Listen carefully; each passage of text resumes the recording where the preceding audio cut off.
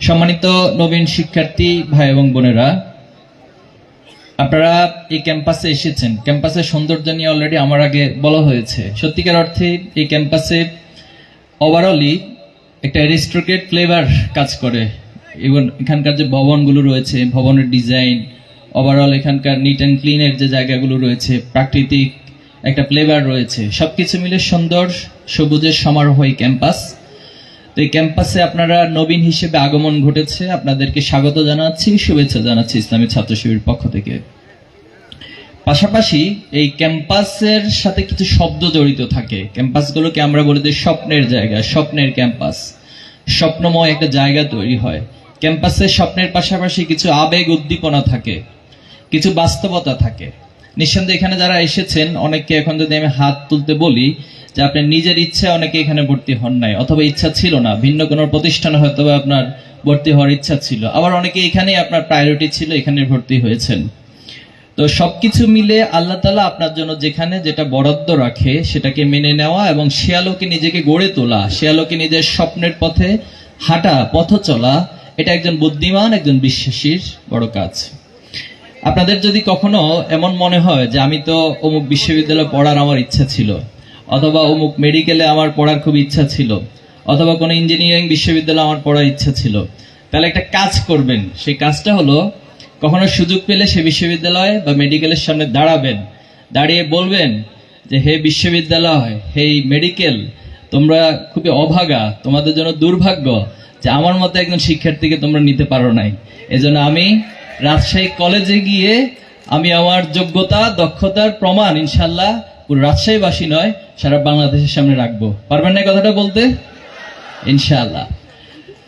আমরা কে কোথায় জন্ম নিয়েছি, কোথায় বেড়ে উঠছি, কোথায় আমাদের বসবাস, কোথায় কি খাই, এটা বড় পরিচয় নয়, বরং আমি আমার যোগ্যতা, দক্ষতাকে কত চমৎকার ভাবে পৃথিবীবাসীর কাছে তুলে ধরতে পারি, এই পৃথিবীর মানবতার কল্যাণের জন্য, মানুষের কল্যাণের জন্য আমি কতটুকু অবদান রাখতে পারি, এটা হচ্ছে মুখ্য বিষয়।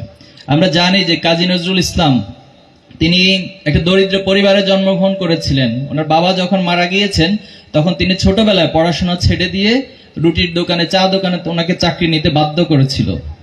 এবং একটা পর্যায়ে আমরা দেখেছি এত লড়াই সংগ্রামের মধ্য দিয়ে কাজী নজরুল এই বাংলাদেশে নয়, শুধুমাত্র বাংলা সাহিত্য অঙ্গনে এবং পৃথিবীর বৈশ্বিক সাহিত্য অঙ্গনে এটা অসামান্য কৃতিত্বের অবদান রেখেছেন। এবং তিনি একটা পর্যায়ে এসে বলেছেন, দারিদ্র তুমি মোরে করেছো মহান, কারণ তোমার এই প্রতিবন্ধকতার কারণে আমার ভিতরে যে একটা স্পৃহা তৈরি হয়েছে, তার মধ্য দিয়ে আমি আজকে পৃথিবীবাসীর কাছে মহান হিসেবে নিজেকে উপস্থাপন করতে পেরেছি। আপনারা হেলেন কেলারের নাম শুনে থাকবেন। তিনি আমেরিকার একজন উপন্যাসিক ছিলেন। তো এই বিখ্যাত উপন্যাসিক, তিনি শারীরিকভাবে চ্যালেঞ্জড ছিলেন, ওনার শারীরিক বিভিন্ন প্রতিবন্ধকতা ছিল। তো সাংবাদিকরা একবার ওনাকে প্রশ্ন করেছেন যে আপনি তো পৃথিবীতে অনেক কিছু অর্জন করেছেন, আল্লাহ তাআলা যে আপনাকে সৃষ্টিকর্তা আপনাকে এত প্রতিবন্ধকতা দিয়ে সৃষ্টি করেছে, আপনার কি মাঝে মাঝে রাগ হয় না সৃষ্টিকর্তার প্রতি? তখন তিনি কিছুটা মুচকি হেসে বলেছেন যে সৃষ্টিকর্তা আমাকে এত এত সুযোগ দিয়েছে, এত বিষয়গুলো আমার মধ্যে দিয়েছে, সেগুলোকে কাজে লাগাতে গিয়ে কোনটা যে আসলে দেয়নি সেটা ভাবনার বা চিন্তা করার সময় আমি পাইনি। তাহলে সৃষ্টিকর্তার প্রতি এই যে একটা গভীর আস্থার জায়গা, সেটা যদি আমরা তৈরি করতে পারি, আমরা বিশ্বাস করি আপনারা এই উত্তরবঙ্গের অনেক ঐতিহাসিক প্রেক্ষাপটের সাথে যে ক্যাম্পাস জড়িত রাজশাহী কলেজ, এই রাজশাহী কলেজের জায়গা থেকে নিজেদেরকে অনেক বড় জায়গায় গড়ে তুলতে পারবেন ইনশাআল্লাহ। আমরা আপনাদের জন্য সেই প্রত্যাশা কামনা করছি, আপনাদের সেই সফলতা কামনা করছি। আপনাদের বেশ কিছু প্রশ্ন এসেছে, সম্ভবত কয়েক শত প্রশ্ন। তো কয়েক শত প্রশ্ন তো শুধু প্রশ্ন রিডিং পড়লে এখানে এক ঘন্টা পার হয়ে যাবে। আমরা কি সেই লাইনে যাব না? এই তো ধন্যবাদ, আপনারা সহযোগিতা করছে। আমরা বাছাই করেছে, দায়িত্বশীলরা কমন কোশ্চেন গুলো বাছাই করেছে। আমি চেষ্টা করব যদি আল্লাহ তাআলা আমাকে তৌফিক দেয় আপনাদের প্রশ্নগুলোর উত্তর দেওয়ার, ইনশাআল্লাহ। একজন প্রশ্ন করেছেন, ছাত্র সংসদগুলোতে শিবিরের প্যানেলের ভূমিদস্যু বিজয়ের কারণ কি? প্রথমত আমরা আল্লাহর শুকরিয়া আদায় করি। আমরা মনে করি একজন ব্যক্তি হিসেবে, বান্দা হিসেবে আমাদের নিজস্ব কোনো ক্রেডিট নেই, আমাদের নিজস্ব কোনো যোগ্যতা, দক্ষতা কোনো কিছু নেই। আল্লাহ তাআলা আমাকে যতটুকু দিয়েছেন সেটাকে কাজে লাগানোর জন্য আমরা সর্বাত্মক প্রচেষ্টা চালিয়েছি, বাট ফাইনালি আল্লাহ তাআলাই বিজয় দান করেছেন। আপনি যদি ইসলামিক পার্সপেক্টিভ থেকে দেখেন, যেখানে কোরআনে বিজয়ের কথা বলা হয়েছে সেখানে নাসর অর্থাৎ সাহায্যের কথা বলা হয়েছে। সূরা নাসরের মধ্যে আল্লাহ বলছেন, ইজা জাআ নাসরুল্লাহি ওয়াল ফাত ওয়া রাআইতান নাসা ইয়াদখুলুনা ফি দীনিল্লাহি আফওয়াজা। অর্থাৎ যখন আল্লাহ তাআলার সাহায্য আসে তখন তোমাদের জন্য বিজয়টা অবধারিত হয়ে যায়। এরপরে আল্লাহ তাআলা নাসরুম মিনাল্লাহি ওয়া ফাতহুম করিব সূরা সফের মধ্যে এই কথাটা বলেছেন যে যখন আল্লাহ তাআলার সাহায্য আসে তখন তোমাদের জন্য বিজয় অতি নিকটবর্তী অবস্থানে চলে আসে। এরপরে বদরের যুদ্ধে আমরা দেখেছি আল্লাহ রাসূল সাল্লাল্লাহু আলাইহি ওয়াসাল্লাম খুবই সামান্য কিছু সংখ্যক যোদ্ধাকে নিয়ে, মুজাহিদকে নিয়ে কাফেরদের বিশাল একটা বাহিনীকে, তার মানে 3 গুণ সৈন্য সংখ্যা বেশি ছিল এবং অস্ত্রশস্ত্র এবং দুনিয়াবি যে প্রোডাক্ট বা উপকরণ সেই জায়গা থেকে আল্লাহ রাসূল সাল্লাল্লাহু আলাইহি ওয়াসাল্লাম দুনিয়ার কম্পারিজনে স্টাডিতে অনেক পিছিয়ে ছিলেন। কিন্তু আল্লাহ তাআলার কাছে আল্লাহ রাসূল সাল্লাল্লাহু আলাইহি ওয়াসাল্লাম দোয়া করেছিলেন যে আল্লাহ, আমরা যদি আজকে কোনো কারণে কাফের শক্তির কাছে পরাজিত হই তাহলে তোমার দ্বীনকে, তোমার ন্যায় এবং ইনসাফ প্রতিষ্ঠাকে, তোমার পক্ষ থেকে যে পাঠানো দ্বীন হক, দ্বীনুল হক, সে দ্বীনে হককে প্রতিষ্ঠা করার মতো, প্রচার করার মতো মানুষ থাকবে না। এজন্য তুমি আমাদেরকে সাহায্য করো। আল্লাহ তাআলা সেখানে সাহায্য করে, লাকাদ নাসরাকুমুল্লাহু বিবাদরিন, আল্লাহ তাআলা বদরের মধ্যে সাহায্য করেছেন দেখেই এত শক্তিশালী একটি বাহিনীর বিরুদ্ধে আল্লাহ রাসূলুল্লাহ সাল্লাল্লাহু আলাইহি ওয়াসাল্লাম জয়লাভ করেছে। আমরা যদি জুলাই এবং আগস্টকে লক্ষ্য করি, জুলাই এবং আগস্টে আমরা কি নিয়ে লড়াই করেছি? কারো হাতে সর্বোচ্চ একটা লাঠি ছিল। আবু সাইদের যে আইকনিক চরিত্র বা আইকনিক যে সাইনটা, সেখানে কি ছিল? এভাবে বুক প্রসারিত করে দিয়েছিল আর হাতে সামান্য একটা লাঠি ছিল। কিন্তু তার বিপরীত পক্ষে কি ছিল? বিপরীত পক্ষে ছিল দুনিয়ার সকল আধুনিক মরণাস্ত্রগুলো ছিল, স্নাইপারের গুলি ছিল, শটগানের গুলি ছিল। এভাবে করে আমরা যদি চিন্তা করি, পুরো একটা রাষ্ট্রযন্ত্রকে খুনি হাসিনা এই সমাজের ছাত্রদের প্রজন্মের বিরুদ্ধে দাঁড় করিয়ে দিয়েছিল। কিন্তু আল্লাহ তাআলা আমাদেরকে সাহায্য করেছিলেন। আল্লাহ সাহায্যের কারণেই যে খুনি হাসিনাকে বিগত 15 বছর এই সমাজের রাজনৈতিক দলগুলো থেকে শুরু করে প্রত্যেকটা জায়গা থেকে চেষ্টা করা হয়েছে তার যে অন্যায় সেটার প্রতিবাদ করার এবং তার পতন ঘটানোর জন্য, কিন্তু পারে নাই। আমরা একটা পর্যায়ে এসে দেখেছি আল্লাহ তাআলার সাহায্যের মধ্য দিয়ে, সেটা এই সমাজের যুবকরা, এই সমাজের ভাইয়েরা, বোনেরা, বৃদ্ধ থেকে শুরু করে শিশু পর্যন্ত সবাই আবাবিল পাখির মতো নেমে গিয়েছিল। আপনারা জানেন আবাবিল পাখির একটা ঘটনা আছে সূরা ফিলের মধ্যে। সেখানে আল্লাহ তাআলা বলেছেন, দেখিয়েছেন সে প্রেক্ষাপটে যে যখন কাবাগর ধ্বংস করে দেওয়ার জন্য চেষ্টা করা হলো, তখন আল্লাহ তাআলা তার আসমানি যে সাহায্য তার মধ্য দিয়ে কাবাগরকে রক্ষা করেছিলেন। তো এই প্রেক্ষাপটগুলো বলার উদ্দেশ্য একটাই, আমরা মানবীয় জায়গা থেকে কখনোই নিজের কোনো অর্জনকে নিজের কৃতিত্ব মনে করি না, বরং আল্লাহ তাআলা আমাদেরকে সাহায্য করেন দেখেই আমরা সেটা করতে পারি বলে মনে করি।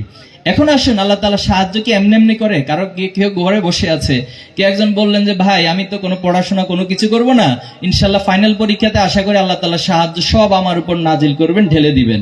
তাহলে এটা হচ্ছে একটা বোকামির কাজ। আল্লাহ সাল্লাল্লাহু আলাইহি ওয়াসাল্লাম বলেছেন তোমার দায়িত্ব কর্তব্য হচ্ছে, তোমার কাছে যদি কোনো ঘোড়া থাকে, ঘোড়াকে আগে কোনো রশি দিয়ে দড়ি দিয়ে বাঁধো, বাঁধার পরে এরপরে তুমি আল্লাহ তাআলার উপর তাওয়াক্কুল করো। একটা হাদিস আছে যে সকালবেলায় যে পাখিগুলো বের হয়ে যায়, আপনারা জানেন যে সকালবেলা পাখি বের হয় খালি পেটে। তো এখানে রিজিক সম্পর্কে একটা হাদিসে বলা হচ্ছে যে কেউ যদি আল্লাহর উপর তাওয়াক্কুল করার মতো তাওয়াক্কুল করে, তাহলে সকালবেলায় ও পাখি যেভাবে করে খালি পেটে বের হয়ে যায়, আবার সন্ধ্যাবেলায় তাকে তার খাবার নিয়ে চিন্তা করতে হয় না, সে ভরা পেটে ফিরে আসে। আল্লাহ তাআলাও সবার জন্য তাওয়াক্কুল করলে সেভাবে রিজিকের ব্যবস্থা করবেন। তো এখন এটার সাথে আবার আরেকটা আয়াতকে আল্লাহ তাআলা ট্যাগ করে দিচ্ছেন যে ফাইজা কুদিয়াতিস সালাত ফান্তাশিরু ফিল আরদ ওয়াবতাগু মিন ফাদলিল্লাহ, যে তখন তোমার নামাজ শেষ মসজিদ থেকে তুমি তখন জমিনে ছড়িয়ে পড়ো এবং জমিন থেকে আল্লাহ তাআলার যে নিয়ামতগুলো রয়েছে সেটা তুমি তালাশ করার চেষ্টা করো। তো এই তালাশের মধ্য দিয়ে আল্লাহ তাআলা তোমার জন্য তাওয়াক্কুলের ব্যবস্থা এবং বারাকা দান করবেন। ইন দ্য সেম ওয়েতে আল্লাহ তাআলাও এই জমিনে যারা বিজয় লাভ করতে চায় তাদের প্রচেষ্টাগুলোকে আল্লাহ তাআলা দেখতে চান যে তারা আসলে তাদের জায়গা থেকে কতটা প্রচেষ্টা চালায় সেটার জন্য। এরপর হচ্ছে আল্লাহ তাআলা পরীক্ষা করেন তাদেরকে। আমরা অতীতেও দেখেছি ইব্রাহিম আলাইহিস সালামের ক্ষেত্রে প্রত্যেক নবী আলাইহিস সালামকে আল্লাহ তাআলা পরীক্ষা করেছেন। আল্লাহ রাসূল সাল্লাল্লাহু আলাইহি ওয়াসাল্লাম যে মক্কা বিজয় লাভ করেছেন, এটা কিন্তু এমনি এমনি করেন নাই। দীর্ঘদিন যাবত আল্লাহ রাসূলের সাহাবা আজমাইনদেরকে জীবন দিতে হয়েছে, রক্ত দিতে হয়েছে, কঠিন নির্যাতনের শিকার হয়েছে। শিহাবে আবু তালেবের মধ্যে দীর্ঘদিন যাবত তাদেরকে বন্দী জীবন কাটাতে হয়েছে। এরপরে আল্লাহ তাআলা বদর যুদ্ধ, উহুদ যুদ্ধ, বিভিন্ন যুদ্ধের পরীক্ষার মধ্য দিয়ে আল্লাহ রাসূল সাল্লাল্লাহু আলাইহি ওয়াসাল্লামকে মক্কা বিজয়ের মধ্য দিয়ে বিজয় লাভ করেছেন। আজকে যদি আমরা তাকাই ছাত্র শিবিরের এই প্রেক্ষাপটগুলো হিস্ট্রিক্যাল জায়গা থেকে মিলছে কিনা? আমাদেরকে এখানে শহীদ করে দেওয়া হয়েছে। শহীদ সাব্বির আপনাদের এই কলেজের শিক্ষার্থী ছিল, ছাত্র শিবিরের প্রথম শহীদ। এরপরে শহীদ আয়ুব, শহীদ হামিদ, শহীদ ইয়াহিয়া, শহীদ আলী রায়হান, এভাবে এখন 234 জন ভাইয়ের নাম শুধু জুলাই এবং আগস্ট পর্যন্ত আমাদের লিস্ট করা 234 জন ভাই জীবন দিয়েছেন এই জমিনগুলোতে, এই ক্যাম্পাসগুলোতে। এরপরে জুলাই আগস্টে আমাদের বড় একটা সংখ্যা। আমরা জুলাই আগস্টের লিস্টে এখনো ছাত্র শিবিরের জায়গা থেকে প্রকাশ করছি না, শুধুমাত্র পুরো জুলাইকে যেন আমরা ওন করতে পারি, জুলাই প্রত্যেক শহীদকে যেন আমরা ওন করতে পারি সেই জায়গায়। এখানেও আমাদের বড় একটা সংখ্যা শহীদ হয়েছেন। এই যে এত শহীদ, এত রক্ত, এত ত্যাগ, আমাদের শত শত ভাইদেরকে গুম করা হয়েছিল। তাদেরকে গুম করে কারো বা লাশ খুঁজে পাওয়া গিয়েছে, নদীতে ভাসছে, কারো লাশ বিভিন্ন রাস্তায় পড়েছিল, ক্রস ফায়ারের নাম দিয়ে আমাদের ভাইদেরকে হত্যা করা হয়েছিল। এরপরে আমরা এখনো পর্যন্ত 7 জন ভাই আমাদের ফিরে আসে নাই। এদের শহীদ পরিবারের সাথে যখন আপনি যাবেন, তাদের সাথে যখন কথা বলবেন, তাহলে আপনার মধ্যে সে ফিলিংসটা আসবে যে আল্লাহ তাআলা কেন বিজয়গুলো দান করেছেন। একটা শহীদ পরিবার যে কাঠিন্যতার মধ্য দিয়ে তাদের জীবনকে অতিবাহিত করে, তাদের সন্তানের জন্য যে আবেগ তারা লালন করে, এই আবেগগুলো আল্লাহ তাআলার আরশ তো এমনি এমনি বসে থাকে না। আল্লাহ তাআলা তো সব দেখেন কি হচ্ছে এই সমাজে, কি ঘটছে। শহীদ আলী রায়হানকে নিয়ে নিঃসন্দেহে তার পরিবারের অনেক স্বপ্ন ছিল। এই স্বপ্নগুলো অবশ্যই আল্লাহ তাআলা একটা বারাকাত দিবেন, এটা ফিডব্যাক তো আছে। এজন্য এই লড়াই সংগ্রাম, এই ত্যাগ কোরবানি সবকিছুর মধ্য দিয়ে আজকে আমরা এখানে এসে দাঁড়িয়েছি। আমাদের সম্পর্কে বিভিন্ন সময় প্রপাগান্ডা চালানো হয়েছে, আমরা রক কাটি, আমরা বিভিন্ন জায়গায় এই সমস্যা ওই সমস্যা, অনেক কিছু। কিন্তু বাস্তবতা হলো যখন আমাদেরকে সামনাসামনি শিক্ষার্থীরা দেখছে, তারা তাদের সেই কনফিউশনের জায়গাতে আরো কনফিউজড হয়ে যাচ্ছে যে কি ব্যাপার, এদের সম্পর্কে শুনি একটা আর এদেরকে তো দেখি তো আরেকটা, এদের সাথে কথার দেখার সাথে তো মিল হচ্ছে না। আল্লাহ রাসূল সাল্লাল্লাহু আলাইহি সাল্লামকে বলা হতো তিনি ছিলেন পাগল, নাউযুবিল্লাহি মিন যালিক, পৃথিবীর শ্রেষ্ঠ মানুষ যিনি।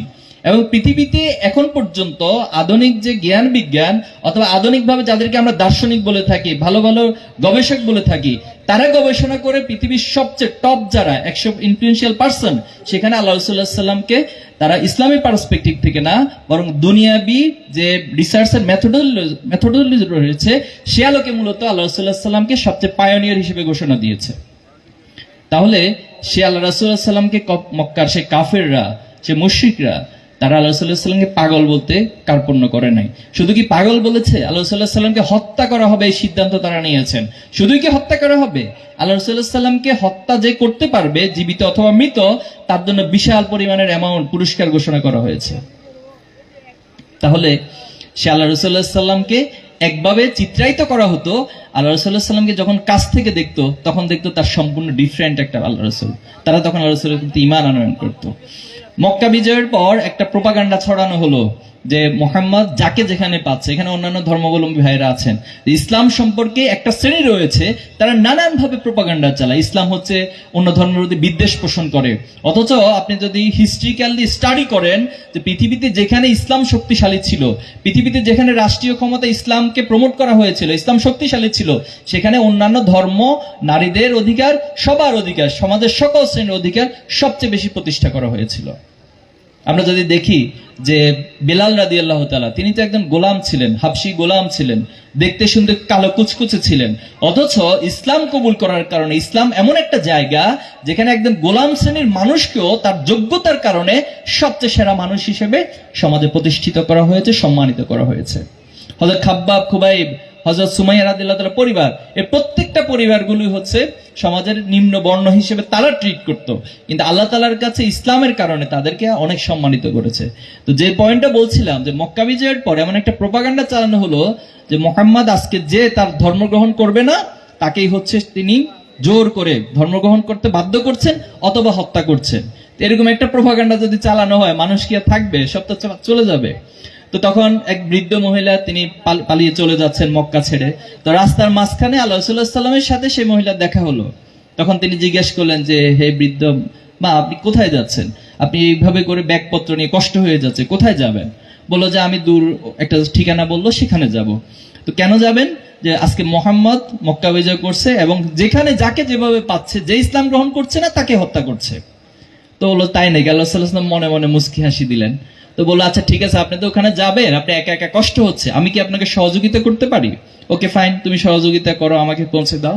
আল্লাহ সাল্লাহ সাল্লাম সে বৃদ্ধ মহিলাকে তার আসবাবপত্র, তার জিনিসপত্র সহ তার গন্তব্যে পৌঁছে দিলেন।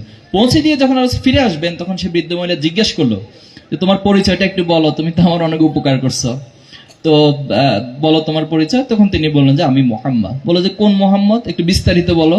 বলো যে আপনি যার ভয়ে পালিয়ে চলে আসছিলেন, আমি সেই মোহাম্মদ। সুবহানাল্লাহ। তাহলে একভাবে আমাদেরকে চিত্রায়িত করা হয়, আর আমাদের কার্যক্রম, আমাদেরকে সামনাসামনি যারা অবজার্ভ করে সম্পূর্ণ ডিফারেন্ট হয়। এজন্যই মূলত আজকে আমাদের এই বিজয়ের রহস্য। বুঝতে পেরেছেন আপনারা? আমাদেরকে বলা হয়েছে আমরা বিশ্ববিদ্যালয় জিতার পর সব নারীদেরকে জোর করে নাকি বোরকা পরাই দিব। এখন বোরকা পরবেন কি করবেন না, এটা তো ওনার বিষয়। আল্লাহ তাআলাও তো কারো উপর জোর করে ইসলামকে চাপাই দেন। আল্লাহ কি চাইলে পারতো না সবাই ধরে ধরে ফেরেশতাদেরকে পাঠাই দেন, বলে এই তুমি আজকে থেকে কিন্তু ইসলামের 100% পালন করবে, না হলে কি হবে, এখনই ক্রস ফায়ার। আল্লাহ চাইলে এটা পারতেন না? কিন্তু আল্লাহ তাআলা কি সেটা করছেন? করেন না। আল্লাহ তাআলা আমাদের জন্য ভালো মন্দ সবকিছুকে এক্সপোজ করে দিয়েছেন। আল্লাহ রাসূলুল্লাহ সাল্লাল্লাহু আলাইহি ওয়াসাল্লামের আদর্শের মধ্যে দিয়ে মডেলটাকে এক্সপোজ করে দিয়েছেন। এখন আমি কি গ্রহণ করব, কি গ্রহণ করব না, এই স্বাধীনতা আল্লাহ তাআলা আমাকে দিয়েছেন। এখন এই স্বাধীনতার মধ্য দিয়ে যদি আমি ভালোটাকে গ্রহণ করতে পারি, তাহলে সেটা আমার জন্য ভালো, আর যদি গ্রহণ করতে না পারি, তাহলে সেটা আমার সাথে বোঝাপড়া না। ছাত্র শিবির তো শরীয়তের সবকিছু বাস্তবায়ন করাটা আমার দায়িত্ব না, আমি আরেকজনকে উপস্থাপনের দায়িত্ব। ইভেন নবী এবং রাসূলদেরকে আল্লাহ তাআলা এই দায়িত্ব দেন না যে কাউকে জোর করে কোনো কিছু চাপিয়ে দিবেন, কোনো কিছু তাকে গ্রহণ করতে বাধ্য করবেন। আমরা দেখি যদি হিদায়াতের মালিক নবী আলাইহিস সালামরা হতো, তাহলে আবু তালেব, আপনারা নিঃসন্দেহে জানেন, আবু তালেব ইসলাম গ্রহণ করেন নাই। কিন্তু আল্লাহ রাসূলুল্লাহ সাল্লাল্লাহু আলাইহি ওয়াসাল্লাম ওনার একবারে শয্যাশায়ী যখন মৃত্যুবরণ করছেন, তখন পর্যন্ত ট্রাই করেছেন। এজন্য আল্লাহ তাআলার পক্ষ থেকে আল্লাহ রাসূলের দায়িত্ব হচ্ছে বাল্লিগ, তুমি পৌঁছে দাও। তো এই যে বিষয়গুলো, আমাদের বিরুদ্ধে নানান প্রোপাগান্ডা চালানো হয়, তো এই প্রোপাগান্ডার বিপরীতে আমাদের কার্যক্রম, আমাদের আদর্শিক স্পষ্টতা, আমাদের দৃঢ়তা, আমাদের দীর্ঘদিনের লড়াই সংগ্রাম, আমাদের এই সমাজের মানুষের সাইকোলজি বুঝে এবং ছাত্র রাজনীতির যে গুণগত পরিবর্তন প্রয়োজন। ছাত্র রাজনীতি বলতে আসলে বৈশ্বিক সংজ্ঞায়নে যা বুঝায়, যখন আমরা সেটাকে এক্সপোজ করেছি, মানুষকে তুলে ধরেছি, শিক্ষার্থীরা সেটাকে গ্রহণ করছে। এখন এটা যখন হচ্ছে, একটা শ্রেণীর মধ্যে এখন কষ্ট, তাদের অনেক কষ্ট হচ্ছে। তা আমরা তো তাদেরকেও বলেছি যে ভাই আসেন ভালো কাজে প্রতিযোগিতা করি। আমরা ভালো কাজে প্রতিযোগিতা করে তখন সেটা সমাজ পুরো ভালোর একটা পরিবেশ তৈরি হয়ে যাবে। কিন্তু যখন ভালোর বিপরীতে খারাপের প্রতিযোগিতা হয়, তখনই তো সেখানে সমাজে কনফ্লিক্ট তৈরি হয়, সেখানে এক ধরনের হানাহানি, বিদ্বেষপূর্ণ এক ধরনের অস্থিরতা পরিবেশ তৈরি হয়। তো গত রমজানে আমি ফেসবুকে একটা স্ট্যাটাস দিয়েছিলাম যে আমাদের বন্ধু প্রতিনিধি ছাত্র সংগঠন, তারা এই ভুল রাজনীতি পরিহার করে তারা আমাদের সাথে শিক্ষার্থীদের জন্য শিক্ষার্থী বান্ধব কর্মসূচি নেবেন এবং ভালো কাজে প্রতিযোগিতা করবেন। আমি দোয়া করছি আল্লাহ তাআলা ওনাদেরকে বুঝার তৌফিক দান করুক। তো তখন আমাদের এক ভাই আমাকে মেসেজ করলেন যে ভাই আপনি যে স্ট্যাটাস দিয়েছেন, এখন তো বিপদ। কি বিপদ? যদি কোনো কারণে তাদের ভিতরে কোনো পরিবর্তন না আসে, তারা যদি ভালো কোনো কর্মসূচি গ্রহণ না করে, তাহলে তো মানুষ বলবে ভাই শিবির দোয়া করলে শিবিরের দোয়া কবুল হয় না। আরেক বিপদের কারণ। তখন বললাম যে এখন কি করণীয় ভাই? তো বললাম যে ঠিক আছে, তাহলে আপনিও দোয়া করেন, আমিও দোয়া করতে থাকি। কারণ আল্লাহ তাআলার হাদিসে আছে, আল্লাহ সাল্লাল্লাহু আলাইহি ওয়াসাল্লাম হাদিসে বলেছেন কোনো দোয়া আল্লাহর কাছ থেকে ফেরত আসে না। সেটা হয়তো ইনস্ট্যান্ট কবুল হয়, অথবা তারা অল্টারনেট কিছু কবুল হয়, অথবা সে ধরনের ক্ষতি থেকে বাঁচিয়ে দেয়। তো সে হাদিসটাকে মনে করে বারবার দোয়া করতে থাকলাম। তার কিছুদিন পরে আমি লক্ষ্য করলাম যে আমাদের একটি বন্ধু প্রতিম ছাত্র সংগঠন, তারা কোরআন রিসাইটেশন কম্পিটিশন আয়োজন করলেন এবং সারা দেশে সেটা ঘোষণা করলেন। তো তার মানে বোঝা গেল যে দোয়া 100% কবুল না হলেও কিছু না কিছু আলহামদুলিল্লাহ কবুল হয়েছে। এই প্রতিযোগিতাতে আসতে হবে। ছাত্র শিবির আজকে এখানে নবীনবরণ আয়োজন করেছে, আমি শুনতে পেয়েছি এখানে অনেক কনস্পাইরেসি হয়েছে। তো কোনোভাবে ছাত্র শিবিরের নবীনবরণকে আটকানো যায় কিনা। তাই এই নবীনবরণকে আটকে আপনারা কি উপকার করবেন, কি লাভ করবেন? বরং আমি আপনাকে বলছি, আপনি আগামীকাল বা আগামী সপ্তাহে এখানে এর চেয়ে বড় একটা নবীনবরণ আয়োজন করুন। আমরা এই রাজনীতি চাই, আমরা এই রাজনীতি গুণগত পরিবর্তন চাই, যে ভালো কাজের প্রতিযোগিতা হবে। কনস্পাইরেসি, এরপর হচ্ছে আন্ডারগ্রাউন্ড পলিটিক্স, এরপরে টেবিলের নিচের রাজনীতি, এই সমস্ত রাজনীতি বাংলাদেশ থেকে জুলাই এবং আগস্টের 36 জুলাই 5ই আগস্টে কবর রচনা হয়েছে। তা আলহামদুলিল্লাহ আমরা চেষ্টা করে যাচ্ছি। আপনারা আমাদেরকে এরপরও আমাদের কোনো ভুল ত্রুটি হলে সেটাকে অবজার্ভ করবেন, আমাদের ভুলগুলো ধরিয়ে দিবেন। আমি কেন ছাত্র শিবির করব? আমরা কাউকে সরাসরি ছাত্র শিবির করতে হবে এটা বলবো না। ছাত্র শিবির যদি আপনার কাছে ভালো মনে হয়, আপনার লাইফের জন্য যদি কোনো উপকার মনে হয়, তাহলে আপনি ছাত্র শিবির করবেন। দেখুন, আমি কেন্দ্রীয় সভাপতি হিসেবেও আমি একসময় ছাত্র শিবির বিরোধিতা করতাম। ছাত্র শিবিরের অনেকগুলো ইস্যু আমার মাঝে কনফিউশন তৈরি করতো, এবং যে কোনো প্রোগ্রামে গেলে সবার আগে প্রশ্ন থাকতো, ভাই রক কাটেন কেন আপনারা? তো রক কাটার প্রশ্ন এখানেও সম্ভবত আছে, আমি দেখলাম। তো এই যে নানানভাবে বিভিন্ন ইস্যুগুলো আমাদের মাঝে ছড়িয়ে দেওয়া হতো, তো এই বিরোধিতা করতে করতে একটা পর্যায়ে ছাত্র শিবিরের প্রতি আমার ভালো লাগা কাজ করেছে। কেন? কারণ আমার যে ডিসিপ্লিনের লাইফ প্রয়োজন, এটা আমি যতটুকু চেষ্টা করে না পারি, আমার পিতামাতা চেষ্টা করে যতটুকু আমার মধ্যে সেই ভারসাম্য তৈরি করতে না পারে, আমার শিক্ষকরা চেষ্টা করে আমার মধ্যে যে ভারসাম্যপূর্ণ লাইফ তৈরি করতে না পারে, সেটা ছাত্র শিবির তার একটা মেকানিজম দিয়ে, একটা পদ্ধতি দিয়ে আমার ভিতরে সেটা তার চেয়ে বেশি করতে পারে বলে আমার কাছে মনে হয়েছে। এক্ষেত্রে ছাত্র শিবিরের আপনারা জানেন একটা রিপোর্ট বই আছে, রিপোর্ট সিস্টেম রয়েছে। তো এই রিপোর্টের মধ্যে লেখা আছে কোরআন অধ্যয়ন, হাদিস অধ্যয়ন, সাহিত্য অধ্যয়ন, ভালো কাজের জন্য মানুষকে আহ্বান করা, এরপর হচ্ছে যে আপনি বিভিন্ন জনের সাথে দেখা করবেন, যোগাযোগ করবেন, বন্ধুদের সাথে সাক্ষাৎ করবেন, আপনি পাঠ্যপুস্তক অধ্যয়ন প্রতিদিন কতক্ষণ করছেন এটা আপনাকে লিখতে হয়, আবার মাস শেষে গিয়ে এটা জবাবদিহিতা করতে হয়। কি একটা বিপদ না? মানে এটা লিখতে হয়, আবার মাস শেষে গিয়ে জবাবদিহি করতে হয়। তো এই জবাবদিহিতা এবং লেখার মধ্য দিয়ে আমার মাঝে দেখলাম যে আস্তে আস্তে করে পরিবর্তন শুরু হয়েছে। আমি একটা সময় নামাজ কাজা করতাম, কিন্তু দায়িত্বশীলে সে রিপোর্টিং সিস্টেমের মধ্য দিয়ে আমাকে আস্তে আস্তে করে 3 ওয়াক্ত, 2 ওয়াক্ত, 1 ওয়াক্ত, এরপরে যখন 1 ওয়াক্ত নামাজ, সেটা হলো ফজরের নামাজ কাজা হচ্ছে, বাকি সবগুলো ঠিক আছে, কিন্তু এরপরে শিবিরে অগ্রসর হওয়া যাচ্ছে না। তখন দায়িত্বশীল আমার বাড়িতে এসে আমাকে ঘুম থেকে ডেকে নামাজ পড়তে নিয়ে যেতেন। এই যে একটা অসাধারণ মেকানিজমের মধ্য দিয়ে একজন শিক্ষার্থীকে পরিবর্তন করে দেওয়া। তার যাওয়ার কথা ছিল সমাজের জাহিলিয়াতে অন্ধকারে নিমজ্জিত হয়ে যাওয়ার, তার কথা ছিল তার চরিত্রকে ধ্বংস করে দেওয়ার। এই সমাজের সব উপকরণ রয়েছে চরিত্রকে ধ্বংস করার, কিন্তু তার বিপরীত পাশে ছাত্র শিবির এমন একটা পদ্ধতির মধ্য দিয়ে একজন শিক্ষার্থীকে ধাপে ধাপে ধাপে ধাপে ক্রমধারার মধ্য দিয়ে গড়ে তোলে, তার মধ্যে একটা অসাধারণ ব্যালেন্স তৈরি হয়। তো মূলত এখান থেকে আমার ভালো লাগা কাজ করেছে। এখন আপনাদের কোন কাজে ভালো লাগবে সেটা আপনারা ডিসাইড করবেন। তবে আপনাদের প্রতি অনুরোধ থাকবে, আমাদের ভালো কাজে সহযোগিতা করবেন। আল্লাহ তাআলা যেটা বলছেন, তাআউনু আলাল বিররি ওয়াত তাকওয়া ওয়ালা তাআউনু আলাল ইসমি ওয়াল উদওয়ান, যে সমাজের প্রত্যেকটা যে কাজটা তোমার কাছে ভালো মনে হবে সেটাকে সাহসিকতার সাথে ভালো হিসেবে স্বীকৃতি দিবে, সেখানে সহযোগিতা করবে। আর যে কাজটা তোমার কাছে খারাপ মনে হবে সেটা স্পষ্টভাবে আদর্শিক জায়গা থেকে সেটার বিরোধিতা করবে এবং সেখানে বাধা প্রদান করবে এবং সেখানে তোমরা সেটাকে ঘৃণা করবে। তো এই নীতিমালার আলোকে ছাত্র শিবিরের যে কাজগুলো আপনাদের ভালো লাগে, আমি অনুরোধ করবো সেটাকে আপনি সাপোর্ট দিবেন। আপনি চাইলে ছাত্র শিবিরের সাথে সম্পৃক্ত হতে পারেন, কিন্তু আমাদের যে জানার জায়গা রয়েছে, ছাত্র শিবিরকে জানার জায়গাটাতে কোনো কার্পণ্য করবেন না, যে কোনো বিষয়ে জানবেন। মাঝখানে একজনের সাথে আমার কথা হচ্ছিল, এটা বলা যাবে না কোন দল, তো তিনি আমাকে একটা সবক দিবেন। সবক মিনস হচ্ছে যে কিছু বইয়ের সিরিয়ালি সিকোয়েন্স মেনটেন করে পড়তে হয়।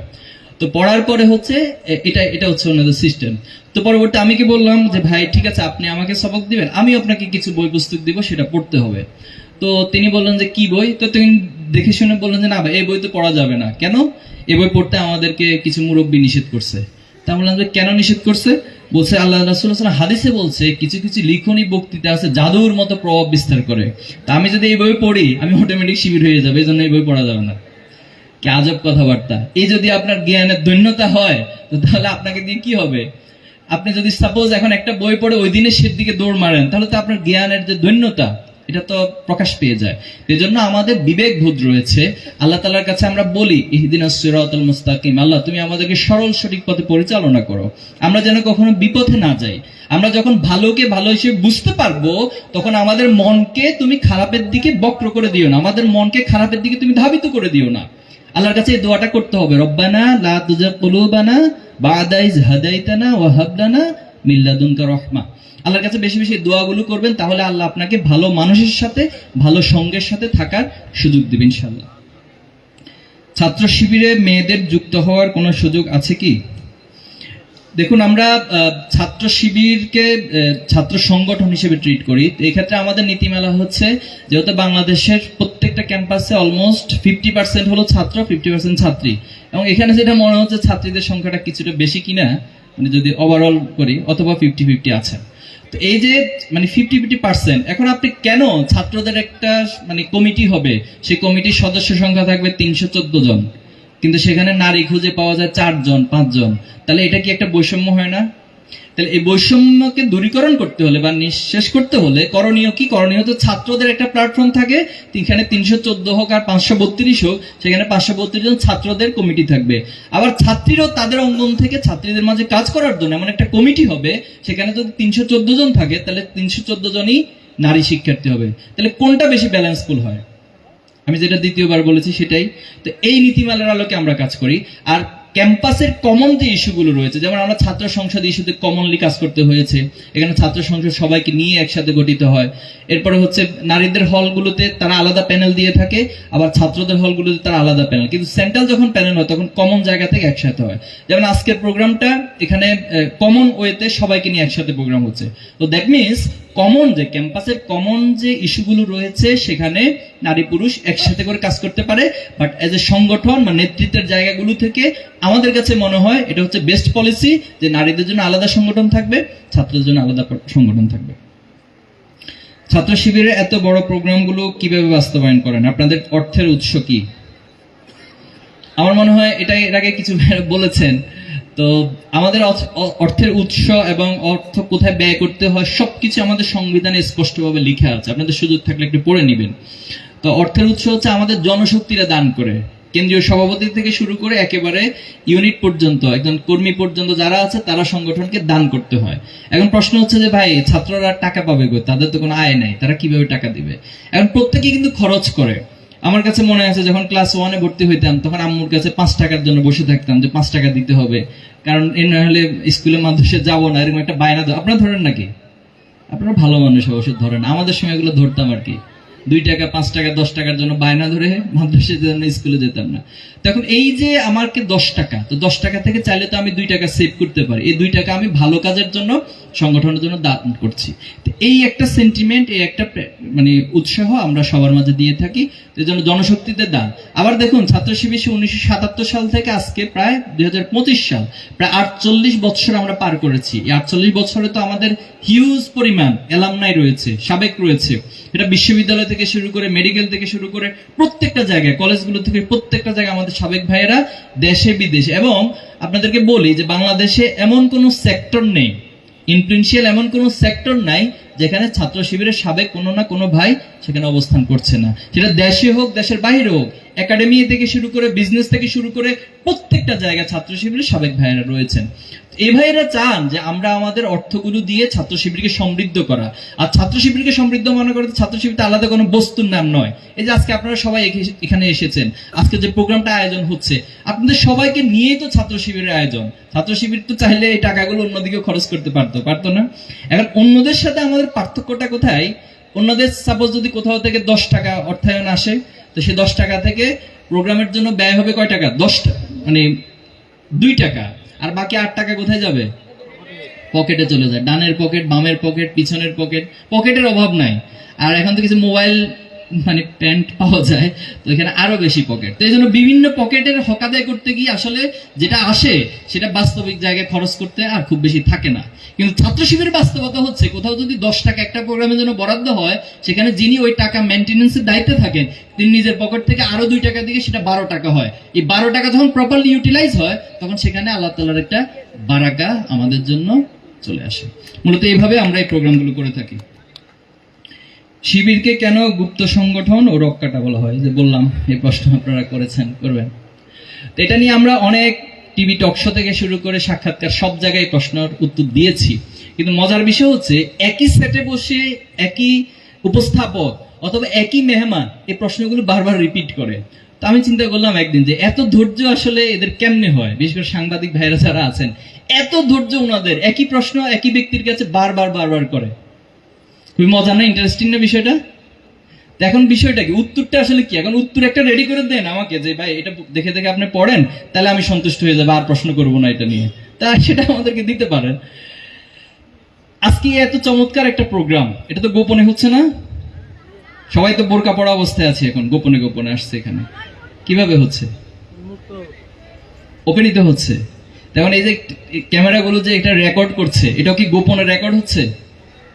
আবার যখন এই ক্যামেরাগুলো কেউ ইউটিউবে বিভিন্ন জায়গায় সোশ্যাল মিডিয়া অনলাইনে দেখবে, সেটাও কি গোপনে গোপনে যে মোবাইলকে হাইড করে একবার এইভাবে করে দেখবে? কিভাবে দেখবে?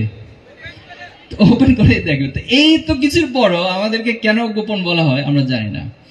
এখানে একটা থিওরি আছে, যেটা আমি এর আগে বলেছিলাম কোনো এক জায়গায়, যে জার্মানির যে নাৎসি বাহিনী অর্থাৎ হিটলারের যে প্রচার মন্ত্রী, তার নাম ছিল জোসেফ গোয়েবল। এই জোসেফ গোয়েবলের একটা থিওরি হচ্ছে, একটা মিথ্যাকে যখন বারবার বারবার রিপিট করা হয়, সমাজের কাছে তুলে ধরা হয়, তখন সেটা সমাজের কাছে এক ধরনের কনফিউশন তৈরি করে, অথবা একটা শ্রেণীর কাছে সেটা সত্য হিসেবে প্রতিষ্ঠিত হয়ে যায়। আমরা যদি একটু পিছনের দিকে তাকাই, আল্লাহ রাসূলুল্লাহ সাল্লাম যখন প্রকাশ্যে দাওয়াতের জন্য সবাইকে এক জায়গায় একত্রিত করলেন, একত্রিত করার পর আল্লাহ সাল্লাল্লাহু আলাইহি সাল্লাম সবাইকে বললেন যে আচ্ছা, তোমাদেরকে যদি আমি বলি পাহাড়ের পাদদেশের পিছনে এই মুহূর্তে শত্রুপক্ষ অপেক্ষা করছে, তোমরা না দেখে কে কে আমার কথা বিশ্বাস করে এই মুহূর্তে যুদ্ধের জন্য প্রস্তুতি গ্রহণ করবে। সবাই একযোগে হাত তুলছে, আমরা বিশ্বাস করব। তো বলা হলো যে কেন বিশ্বাস করবে? যে আমরা ইতিপূর্বে কখনো আপনাকে মিথ্যা বলতে দেখিনি, আপনি আমাদের সমাজের সবচেয়ে বিশ্বস্ত এবং আলামিন হিসেবে সবার কাছে পরিচিত। তা আসো তাহলে এখন মূল দাওয়াত দিই। এতক্ষণ তো ক্রমধারা অবলম্বন করলাম। তো মূল দাওয়াত হচ্ছে কি? মূল দাওয়াত হচ্ছে যে তোমরা যে মিথ্যা খোদার ইবাদত করছো, তোমরা নিজেদের মন গড়া যে মতবাদ দিয়ে সমাজকে পরিচালনা করছো, এটা একটা জাহিলি মতবাদ।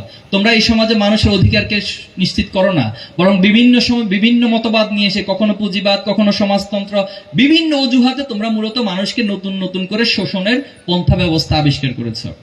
তো তোমাদেরকে যদি সত্যিকার অর্থে ন্যায় প্রতিষ্ঠা করতে হয়, তাহলে আল্লাহর পক্ষ থেকে যে পাঠানো দিন, হুয়াল্লাযী আরসালা রাসূলাহু বিল হুদা ওয়া দীনিল হক লিইয়ুযহিরাহু আলাদ দীনি কুল্লি, সেই দিনকে যদি প্রতিষ্ঠা করা যায়, তাহলে সমাজে আলটিমেটলি শান্তি প্রতিষ্ঠা সম্ভব এবং সমাজে ন্যায় ইনসাফ প্রতিষ্ঠা করা সম্ভব।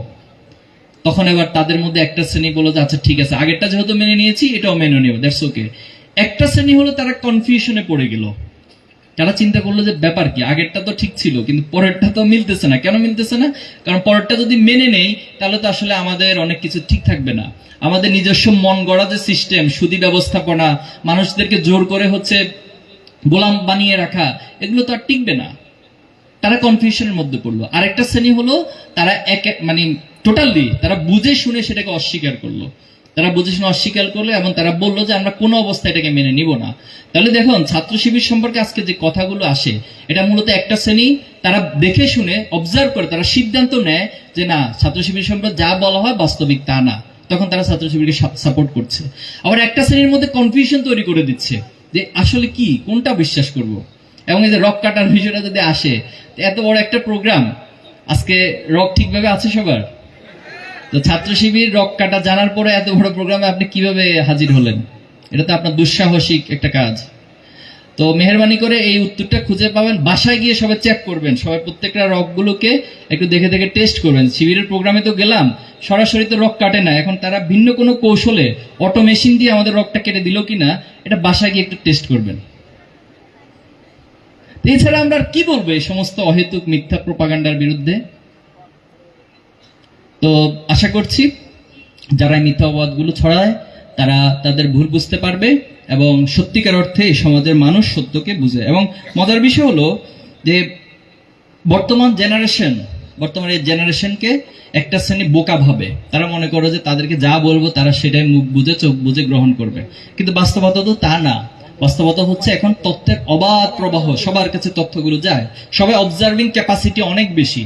এখন এই জেনারেশন জুমার্স এবং জেনারেশন আলফা, এরা অনেক ফাস্ট, এটা অনেক সহজে অনেক কিছুকে অবজার্ভ করতে পারে, মানুষের সাইকোলজিকে বুঝতে পারে, মানুষের কর্মকাণ্ডকে তারা খুব চমৎকার ভাবে স্টাডি করে একটা ডিসিশনে পৌঁছতে পারে।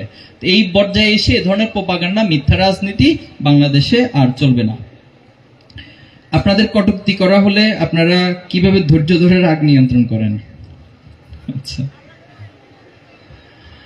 তো আমাদেরকে ধৈর্য ধারণের জন্য আমাদের প্রিয় নবী হযরত মুহাম্মদ মুস্তাফা সাল্লাল্লাহু আলাইহি ওয়াসাল্লাম তিনি শিখিয়ে দিয়েছেন। এজন্য আমরা মূলত ওনার শিখানো, ওনার মডেলের আলোকেই আমরা ধৈর্য ধারণ করি। আল্লাহ সাল্লাল্লাহু আলাইহি ওয়াসাল্লামকে কষ্ট দিতেন, আল্লাহ সাল্লাল্লাহু আলাইহি ওয়াসাল্লামকে বিভিন্ন সময় ওনাকে হত্যা করার উদ্দেশ্যে ওনার গলাকে পেঁচিয়ে রাখতেন। তিনি যখন নামাজের সেজদা অবনত হতেন তখন ওনার পিঠের উপরে নাড়ি বুড়ি বিভিন্ন ময়লা আবর্জনা ওনার পিঠের উপর উঠিয়ে দিতেন এবং ওনার ঘরের সামনে বিভিন্ন ময়লা আবর্জনা ছিটিয়ে একটা টক শোতে, তো আমি খুব বেশি মানে সিনিয়র দায়িত্বশীলের সাথে, তো তখন আমাকে একজন টেক্সট করলো যে ভাই আপনার এই উদারতার ধৈর্য দেখে কিন্তু আমার মেজাজ খারাপ হয়ে গেছে। মানে আমাদের উদারতার ধৈর্য দেখে মাঝে মাঝে অনেকের মেজাজ খারাপ হয়ে যায়। তো মেজাজ খারাপ করবেন না, রেগে গেলেন তো হেরে গেলেন। পৃথিবীতে রাগ কখনো মানুষের জন্য ভালো কিছু, রাগ আসে শয়তানের পক্ষ থেকে। আর আপনি রেগে যাওয়া মানেই হচ্ছে আপনার জন্য একটা ডিজাস্টার অপেক্ষা করছে। আর যখন আপনি ধৈর্য ধরতে পারবেন, শান্ত শীতল মন নিয়ে বসে থাকতে পারবেন, বিজয় আপনার জন্য হবে ইনশাআল্লাহ। আমি অনুষ্ঠানে আসার আগে কয়েকজন ভাইকে বলতে শুনলাম যে এসব শিবিরের প্রোগ্রামে গেলে ব্রেন ওয়াশ করা হয়, এই বিষয়ে আচ্ছা, জটিল জটিল চিন্তা কিভাবে করেন আপনারা? আচ্ছা, এখন ব্রেইন তো ওয়াশ করা হবেই।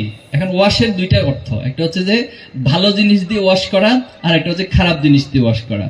তো কোনো জিনিস যদি ভালো জিনিস দিয়ে ওয়াশ করা হয় তাহলে সেটা খারাপ কিছু না। আজকে যে এখন পর্যন্ত আমার আগে যত বক্তা ছিল, আমি যে বক্তব্যগুলো দিচ্ছি, কোন লাইনটা একজন শিক্ষার্থীর জন্য, একজন ছাত্রের জন্য, একজন সন্তানের জন্য, একজন আল্লাহর গোলামের জন্য, এই সমাজের একজন সচেতন মানুষের জন্য কোন লাইনটা তার জন্য নেগেটিভ অর্থে যায়? একটা লাইন একটু খুঁজে আমাকে দেন যে আপনার এই কথাটা কিন্তু একটা সমাজের এই জায়গাটাকে নষ্ট করে দেয়। এখন আল্লাহ রাসূলুল্লাহ সাল্লাল্লাহু আলাইহি ওয়াসাল্লামকে পাঠানো হয়েছে কেন? কামা আরসালনা ফীকুম রাসূলাম মিনকুম ইয়াতলু আলাইকুম আয়াতিনা ওয়া ইউযাক্কিকুম। আল্লাহ রাসূলকে বলছেন যে তুমি তাদেরকে পরিশুদ্ধ করবে। এখন পরিশুদ্ধের একটা অর্থ হতে পারে ব্রেন ওয়াশ। তুমি তাদেরকে ব্রেন ওয়াশ করবে। তারা জাহিলিয়াতে নিমগ্ন, তারা তাদের ভালো মন্দকে বুঝতে পারছে না, তাদের মধ্যে হিতাহিত জ্ঞান নেই, তারা অশ্লীলতা, বেহায়াপনা, মাদকে এমন ভাবে লিপ্ত রয়েছে, তাদের মাঝে তো আসলে কোনো হিতাহিত জ্ঞান কাজ করছে না। তুমি তাদেরকে গিয়ে পরিশুদ্ধ করো, আমার আয়াতগুলো তাদের সামনে তুলে ধরো, আমার ঐশী বাণীগুলো তাদের সামনে তুলে ধরো, এবং তাদেরকে আয়াত দ্বারা জাক্কিকুম, তুমি তাদেরকে পরিশুদ্ধ করো। আমি 2021 সাল হবে নীলফামারীতে গিয়েছিলাম সফরে। তো নীলফামারীতে যাওয়ার পর সেখানে আমাদের সাথী শপথের একটা সিস্টেম আছে, আপনারা হয়তো অনেকে জানবেন অথবা জানেন না। তো এই সাথী শপথের আগে অনেকগুলো বই পড়তে হয়, অনেক কিছু ক্রাইটেরিয়া মেনটেন করতে হয়, এরপরে ফাইনালি ওনাকে সাথী হিসেবে ঘোষণা করা হয়। তো এই সাথী শপথের অনুষ্ঠানে গিয়ে আমি একজনের চেহারা দেখে আমার মাঝে একটু সন্দেহ মনে হলো। চেহারাটা সাধারণত যারা কন্টিনিউয়াসলি মাদকাসক্ত, মাদক গ্রহণ করে, তাদের চেহারাগুলো কিন্তু স্বাভাবিক থাকে না, একটা অস্বাভাবিক হয়ে যায়। তো তখন আমি জেলা সভাপতি ভাইকে বললাম যে ভাই, আপনারা কি জেনে বুঝে ওনাকে এখানে নিয়ে আসছেন? তো বলে যে জি ভাই, আমরা জেনে বুঝে নিয়ে এসেছি, এবং এই ভাইটা একটা সময় মাদকাসক্ত ছিল। আমাদের কিছু ভাই ওনাকে অনেক দিন ধরে ওনাকে বুঝিয়ে, ওনাকে আস্তে আস্তে করে করে এখন আলহামদুলিল্লাহ উনি মাদক থেকে সম্পূর্ণ মুক্ত, এবং ওনাকে ভালোভাবে ওনার চরিত্র গঠন থেকে শুরু করে সবকিছুর মধ্যে একটা বড় পরিবর্তন এসেছে। পরবর্তীতে আমি ওনার কন্ট্যাক্ট নিলাম এবং একটা পর্যায়ে ওনাকে সাথী হিসেবেও শপথ পড়ালাম। বিশ্বাস করবেন, সাথী শপথ দেওয়ার পর সেখানে যারা উপস্থিত ছিল সবচেয়ে বেশি ইমোশনাল এবং কান্নাকাটি করছে ওই ভাইটা। তো এই যে একটা প্রক্রিয়ার মধ্য দিয়ে ছাত্র শিবির একজন মাদকাসক্তকেও পুরোপুরিভাবে মাদক থেকে বাঁচিয়ে নিয়ে আসতে পারে। তো এই টোটাল মেকানিজম গুলো ছাত্র শিবিরের মধ্য দিয়ে করে। এখন এটাকে যদি আপনি ব্রেন ওয়াশ মনে করেন তাহলে এটা ব্রেন ওয়াশ, আর যদি এটাকে মনে করেন কাউকে পরিশুদ্ধ করা তাহলে সেটাও করতে পারেন। আবার যদি মনে করতে পারেন যে এটার মধ্য দিয়ে একজনকে তার ব্যক্তি গঠন, চরিত্র গঠন হয়, তাহলে সেটাও মনে করতে পারেন। এখন শব্দগুলো কে কোন অ্যাঙ্গেল থেকে তৈরি করছে, কে কোথায় শব্দগুলোকে প্রয়োগ করছে, এটা ডিপেন্ড করবে তার দৃষ্টিভঙ্গির আলোকে। রাজশাহী কলেজে ছাত্র সংসদ গঠিত হলে শিবির সমর্থন করে কিনা? আচ্ছা, আপনারা কি চান ছাত্র সংসদ হোক? চান? বোনেরা চান না? আপনারাও চান? কে কে চান রাজশাহীতে ছাত্র সংসদ নির্বাচন হোক রাজশাহী কলেজে? হাত তুলুন। ও, আপনারাও আছেন? আচ্ছা, ঠিক আছে, ওকে। তাহলে যদি আপনারাও থাকেন তাহলে আপনাদের সাথে সমর্থন জানিয়ে আমরাও হাত তুললাম। তা আমরাও চাই যে রাজশাহী কলেজে ছাত্র সংসদ নির্বাচন হোক। একটা ক্যাম্পাসে ছাত্রদের প্রাণের দাবি কি? ছাত্র শিবির সবসময় সেটাকে মূল্যায়ন করে থাকে। আলহামদুলিল্লাহ, ডাকসু, জাকসু, ডাকসু, চাকসু 4টা ইউনিভার্সিটিতে হয়েছে। ইতিমধ্যে জগন্নাথ ইউনিভার্সিটি, এরপরে শাহজালাল বিজ্ঞান প্রযুক্তি এবং বেগম রোকেয়া বিশ্ববিদ্যালয়, সেখানে একটা রোডম্যাপ ঘোষণা করা হয়েছে। তা আমরা আশা করব শিক্ষার্থীদের প্রকৃত প্রতিনিধি উঠে আসুক, সেটা যে দল থেকে হোক, যে ব্যক্তিকে হোক। ছাত্ররা, শিক্ষার্থীরা যাকে সবচেয়ে তাদের জন্য লিডারশিপের জায়গা থেকে যোগ্যতা সম্পন্ন মনে করবে, আমরা মনে করি যে সে যে দলেরই হোক তার নেতৃত্বে আসা উচিত। তো আমরা প্রশাসনের কাছে দাবি জানাচ্ছি, এবং আপনারা যদি একমত থাকেন ইনশাআল্লাহ ছাত্র শিবিরের জায়গা থেকে আমরা এই নির্বাচন আয়োজন থেকে শুরু করে সার্বিকভাবে আপনাদের পাশে থাকবো ইনশাআল্লাহ। সম্মানিত ভাই এবং বোনেরা, আমি প্রশ্নোত্তর পর্বটা এখানে শেষ করছি, অনেক লম্বা হয়ে যাচ্ছে। সংক্ষেপে কয়েকটা বিষয় বলবো। প্রথমত হচ্ছে জুলাইয়ের যে আন্দোলন হয়েছে, এই জুলাইয়ের আন্দোলন হঠাৎ করে ঘটে যাওয়া কোনো বিষয় নয়। এটাকে একটা আদর্শিক জাগরণ হিসেবে আমাদেরকে গ্রহণ করতে হবে। জুলাইতে যারা জীবন দিয়েছে, যারা রক্ত দিয়েছে, তাদের একটা স্বপ্ন নিয়েই তারা দিয়েছিল। তারা চেয়েছে যে সমাজ বৈষম্য মুক্ত হোক, এই সমাজ থেকে ন্যায় প্রতিষ্ঠিত হোক এবং যত ধরনের অন্যায় আছে, অসামঞ্জস্যতা আছে, সেটা নির্মূল ঘটুক। প্রত্যেকটা শহীদ পরিবারের কাছে আপনি যাবেন, তারা ঠিক এই আকাঙ্ক্ষাগুলোই লালন করে। তারা তাদের সন্তানকে হারিয়েছে, আমাদেরকে প্রায় সময় আমরা সান্ত্বনা দিতে গেলে তারা আমাদেরকে উল্টা সান্ত্বনা দেয়। তারা বলে যে আমার সন্তান শহীদ হয়েছে, এটা আমাদের জন্য গর্বের বিষয়, কিন্তু তোমাদের কাছে আমার সন্তানের দায় রয়েছে। তোমরা যাতে করে আমার সন্তান যে জন্য জীবন দিয়েছে সেটা বাংলাদেশে বাস্তবায়ন করতে পারো। এজন্য আমরা শহীদদের সে আকাঙ্ক্ষার প্রতি শ্রদ্ধা জানিয়ে এবং তাদের প্রতি আমাদের দায় অনুভব করে, তাদের রক্তের প্রতি দায় অনুভব করে আমরা এই নতুন প্রজন্মকে তাদের আদর্শকে লালন করা এবং তাদের মধ্য দিয়ে যে একটা আদর্শিক জাগরণ তৈরি হয়েছে, এই আদর্শিক জাগরণের যেন একটা পার্মানেন্ট বাংলাদেশে প্রতিস্থাপিত হয়, সেটা যেন বিনির্মিত হয়, আমরা সেই প্রত্যাশা আপনাদের কাছে রাখছি। ছাত্র রাজনীতির যে গুণগত পরিবর্তন, ছাত্র শিবির সবসময় সেটার জন্য কাজ করে আসছে। আমরা বিশ্বের বিভিন্ন যে ছাত্র সংগঠনগুলো আছে, সেখানে যে ক্যাম্পাসে রাজনীতি রয়েছে সেটা নিয়ে স্টাডি করার চেষ্টা করেছি। সেখানে আমরা দেখেছি যে সবাই ছাত্র রাজনীতি মানে হলো শিক্ষার্থী বান্ধব কর্মসূচি নিয়ে হাজির হবে, ছাত্রদের কল্যাণমূলক কার্যক্রম নিয়ে হাজির হবে, ছাত্রদের অধিকারগুলো যেন প্রশাসন থেকে আদায় করা যায় এই কর্মসূচি তারা নিবে। সমাজে বা রাষ্ট্রের কি সমস্যাগুলো আছে সে সমস্যাগুলো নিয়ে তারা পলিসি ডিবেটের আয়োজন করে, পলিসি পেপার আহ্বান করে এবং সেখান থেকে সরকারের কাছে একটা চমৎকার সলিউশন পেপার তারা রেডি করে দেয়। তা আমরাও চাই যে ছাত্র রাজনীতি মানে এমন একটা গুণগত পরিবর্তনের মধ্য দিয়ে যাবে। সেখানে কেউ কারো উপর জোর করে কিছু চাপিয়ে দিবে না, কেউ কারো উপর জোর করে আদর্শ চাপিয়ে দিবে না, গোলামীতন্ত্র সেখানে থাকবে না। আমরা এমন একটা ছাত্র রাজনীতি চাই। তা আমরা বিশ্বাস করি রাজশাহীর ঐতিহ্যবাহী শিক্ষা প্রতিষ্ঠান হিসেবে আপনারা আপনাদের এই ক্যাম্পাসের পরিবেশকে রক্ষার জন্য, ছাত্র রাজনীতির যে গুণগত পরিবর্তনের জন্য এবং বৈশ্বিক মডেল প্রতিস্থাপনের জন্য আপনারা গুরুত্বপূর্ণ ভূমিকা রাখবেন। আমরা এই পৃথিবীতে কেন এসেছি যদি এই প্রশ্ন করি আমি আপনাদেরকে, নিঃসন্দেহে উত্তর আসবে, বিভিন্ন জনের কাছ থেকে বিভিন্ন উত্তর আসবে। তো এই পৃথিবীতে তো আমরা কেউ নিজের ইচ্ছায় আসি না, নিজের ইচ্ছায় কেউ এসেছি, নিজের ইচ্ছে কেউ আসি নাই। আমাকে আল্লাহ তাআলা সৃষ্টি করেছেন, সৃষ্টি করে আল্লাহ তাআলা আমাকে এই দুনিয়াতে পাঠিয়েছেন। এবং মজার বিষয় হলো এই দুনিয়াতে যখন আমি এসেছি আল্লাহ তাআলা আমাকে একটা গাইডলাইন দিয়েছেন, জালিকাল কিতাবুল লা রাইবা ফীহি হুদাল লিল মুত্তাকিন, হুদাল লিন নাস, মানুষের জন্য এটা হেদায়েত স্বরূপ। আবার তার বিপরীত পক্ষে যখন শয়তান সৃষ্টি হলো, শয়তান সৃষ্টির প্রেক্ষাপট আপনারা জানেন যে যখন সে আল্লাহ তাআলার নাফরমানি করলো তখন আল্লাহ তাআলা তাকে ক্ষতিগ্রস্তদের কাতারে শামিল করলো। তখন সে আল্লাহর কাছে কিছু পারমিশন নিয়েছে যে কিয়ামত পর্যন্ত তাকে হায়াত দেওয়া হোক এবং মানুষের শিরা উপশিরায় রন্ধে রন্ধে গিয়ে সে যেন ওয়াসওয়াসা দিতে পারে, কুমন্ত্রণা দিতে পারে, এই ক্যাপাসিটি শয়তান আল্লাহর পক্ষ থেকে নিয়েছিল। তো জন্য আমরা ভালো হিসেবে চলতে চাই। যেদিন আমরা দুনিয়াতে এসেছিলাম নিঃসন্দেহে সবচেয়ে শুভ্র এবং একটা নিষ্পাপ একটা মন নিয়ে আমরা পৃথিবীতে এসেছি। কিন্তু প্রশ্ন হচ্ছে এই সমাজের চারপাশের পরিবেশটা আমাকে অনেক সময় সেই ভালোর উপরে টিকে থাকতে দেয় না, আমাকে খারাপের দিকে ধাবিত করে নিয়ে যায়। শয়তান আল্লাহর সাথে চ্যালেঞ্জ করেছে যে আমার ডানে বামে সামনে পিছনে চতুর্দিক থেকে আমি তাদেরকে হামলা করব, আমি দেখবো যে তারা কিভাবে ভালোর কাজের উপর টিকে থাকে।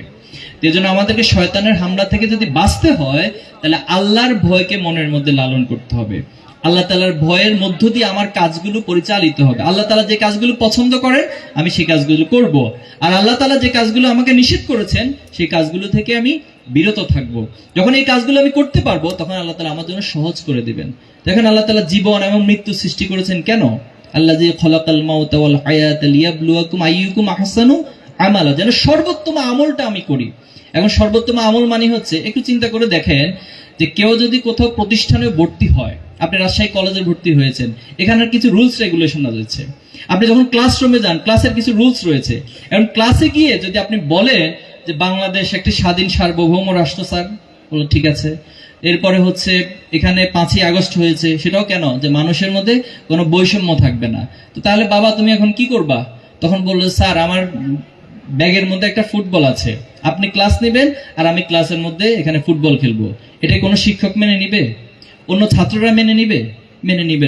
যোগ্যতা দক্ষতা রয়েছে, এর মধ্যে দিয়ে আপনি নিজেকে তুলে ধরবেন এবং আমরা যেটা আমাদের ভীষণে বলেছি, সৎ, দক্ষ এবং দেশপ্রেমিক হিসেবে গড়ে ওঠা। আপনার মধ্যে সততা থাকতে হবে।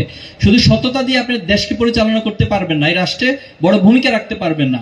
এজন্য আপনার দক্ষতা প্রয়োজন। আপনার প্রত্যেকটা জায়গায় এক্সপেরিয়েন্সড হয়েতে নিজের দক্ষতাকে, স্কিলকে অনেক বেশি সামনে অগ্রসর করবেন এবং এর মধ্য দিয়ে আপনি সমাজে একজন ফ্যাক্টর হবেন। আপনার এই ফ্যাক্টর হওয়াটা সমাজে মূলত ন্যায় এবং ইনসাফ প্রতিষ্ঠার জন্য। আপনার ফ্যাক্টর হওয়াটা মূলত সমাজে অন্যায় না, দুর্নীতির জন্য না। আপনার এই ফ্যাক্টর হওয়াটা সমাজে ন্যায় এবং ইনসাফ প্রতিষ্ঠার জন্য। আর দেশপ্রেমের বিষয়গুলো আমরা দেখেছি বিগত সময়ে নানান কার্ড দিয়ে দেশপ্রেমের কথা বলেছে। একদিকে দেশপ্রেমের কথা বলেছে আর দেশকে পার্শ্ববর্তী রাষ্ট্রের কাছে বিক্রি করে দিয়েছে। একদিকে দেশের প্রেমের কথা বলেছে, আরেকদিকে বেগম পাড়ায় কানাডায় নিজেদের অর্থ সম্পদের বিশাল মানে সেখানে পাহাড় তৈরি করেছে। কাদের টাকা সেটা? এই সমাজের মানুষের টাকাগুলো নিয়ে গেছে। তাহলে এমন দেশপ্রেম আমরা চাই না। আমরা মূলত এমন দেশপ্রেম চাই যে দেশপ্রেমের সাথে সততা থাকবে। সততা মূলত তার গাইডলাইন দিবে যে এর মধ্যে দিয়ে তোমার দেশপ্রেমের প্রমাণ দিতে হবে। আর দক্ষতা সবকিছুর মধ্য দিয়ে আমরা চাই যে বাংলাদেশ একটি সমৃদ্ধ বাংলাদেশে গড়ে উঠবে। আগামী দিনে আপনারা হবেন সে সমৃদ্ধ বাংলাদেশ, সে স্বপ্নের বাংলাদেশ গড়ার অন্যতম কারিগর। আল্লাহ তাআলা সবাইকে কবুল করুক। আল্লাহ তাআলা আমাদেরকে দুনিয়াতে এবং আখিরাতে উভয় জায়গায় সম্মানিত করুক। আমিন। আসসালামু আলাইকুম ওয়া রাহমাতুল্লাহ।